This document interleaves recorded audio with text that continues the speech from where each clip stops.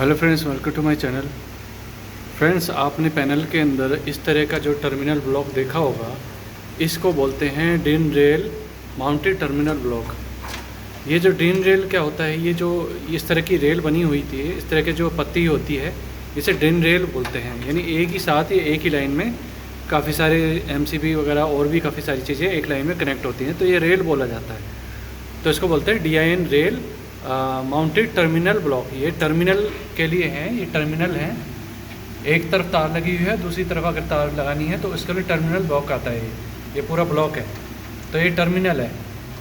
तो अब क्या होता है कि कई बार जैसे हमें इसमें वायर लगाते वक्त किस चीज़ का ध्यान रखना चाहिए, हमें इसमें वायर लगाते वक्त इस चीज़ का ध्यान रखना चाहिए। अगर यहाँ पे आप देख पा रहे होंगे तो यहाँ पे मेरे हाथ में दो वायर हैं, एक नीला और एक सफ़ेद।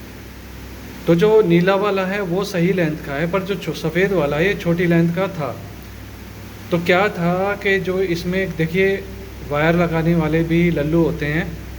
ये वायर लगाने वाले ने बड़ा छोटा सा, बहुत छोटा सा कॉपर का तार काट के और अंदर डाल के नट स्क्रू कस दिया था। तो स्क्रू कसने की वजह से क्या हुआ, स्क्रू जो है आपके कॉपर के वायर के ऊपर नहीं कसा, स्क्रू कस गया प्लास्टिक के ऊपर, जिसकी वजह से इसके अंदर कोई कनेक्टिविटी नहीं थी। जो वायर की इंसुलेशन है PVC, इसके ऊपर स्क्रू कसा हुआ था, वायर के ऊपर स्क्रू नहीं कसा हुआ था। तो एक चीज़ का ध्यान रखना है हमें कनेक्टिविटी करते वक्त कि हमें वायर को लंबा छीलना होता है। इसके अंदर आप इसको जो है आप इसको 10 mm तक छील सकते हैं, 8 mm तक छील सकते हैं, पर इतना सा ना छीलें कभी भी। और ध्यान रखें जब आप इसको कनेक्ट करते हैं, कनेक्ट करते वक्त हम गलती क्या करते हैं कि यहीं से छेद दिखा हमें, यहाँ से होल होता है इसके अंदर, यहाँ से होल के अंदर तार डाल देते हैं और तार डाल के हम इसको स्क्रू को खोल के तार डाल के स्क्रू कस देते हैं। हमें ऐसा नहीं करना होता, इसको हमें इंडिविजुअली रिमूव करना होता है, निकालना होता है। आइए मैं दिखाता हूँ कैसे निकालते हैं इसको। एक हमें छोटा सा टेस्टर वगैरह लेना पड़ेगा।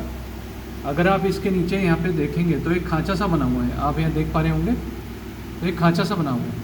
हमें इसके अंदर स्क्रू ड्राइवर को डालना है और इस स्क्रू ड्राइवर को इस तरह से करके हम उठाएंगे तो इसका लॉक खुल जाता है। हम इसको ऊपर उठाएंगे तो इसका लॉक खुल जाता है।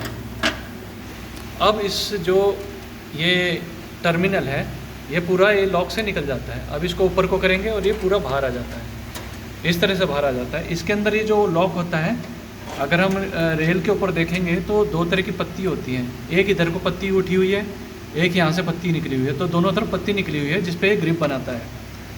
तो अब इसमें अगर हम ये खांचे को देखेंगे तो यहाँ पे आप देखेंगे कि एक यहाँ पे कट है। ये इस कट पे से तो ऊपर वाले में फंस जाता है, अटक जाता है इस तरह से, और नीचे वाले में जो अटकता है वो यहाँ से इस वाले लॉक में अटकता है, इसके अंदर अटकता है। ये जो आप देख पा रहे हैं वो छोटा सा खांचा है। तो जब हम लॉक खोलते हैं तो ये जो है ये फ्लेक्सिबल होता है। आप देखेंगे ये फ्लेक्सिबल है, तो ये फ्लेक्सिबल होने की वजह से ये इसमें से लॉक से निकल आता है। तो उसने क्या किया हुआ था, जैसे इसको लूज़ करते हैं तो ये बीच में ये एक टर्मिनल ये है, एक टर्मिनल ये है, इसके अंदर बीच में एक पत्ती होती है, आप देख पा रहे होंगे। तो इसमें एक पत्ती होती है, प्लास्टिक तो जो है इसके अंदर घुस गई। मैं आपको दिखाता हूँ कैसे। तो ये जो वायर है कुछ इस तरह से इसके अंदर घुसी हुई थी। अगर मैं इसको जूम करके दिखाऊं तो आप देख पा रहे होंगे कि जो मेटल की जो एक क्लिप है, मेटल का जो ये क्लिप सिस्टम है, ये जो है इसने वायर की PVC को पकड़ा हुआ है। वायर की PVC इसके अंदर फंसी हुई है, कॉपर नहीं फंसी हुई है। अगर हम दूसरी तरफ देखेंगे अगर ध्यान से, तो अगर आपका लक अच्छा है तो हल्का फुल्का जो है जो वायर है वो इस मेटल से टच हो जाएगा, और नहीं तो ये हिलेगा। जितनी बार भी ये वायर हिलेगा तो ये मिसिंग मारेगा, क्योंकि ये इसमें कॉपर टच नहीं है, कॉपर से कसा नहीं है, PVC कसी हुई है।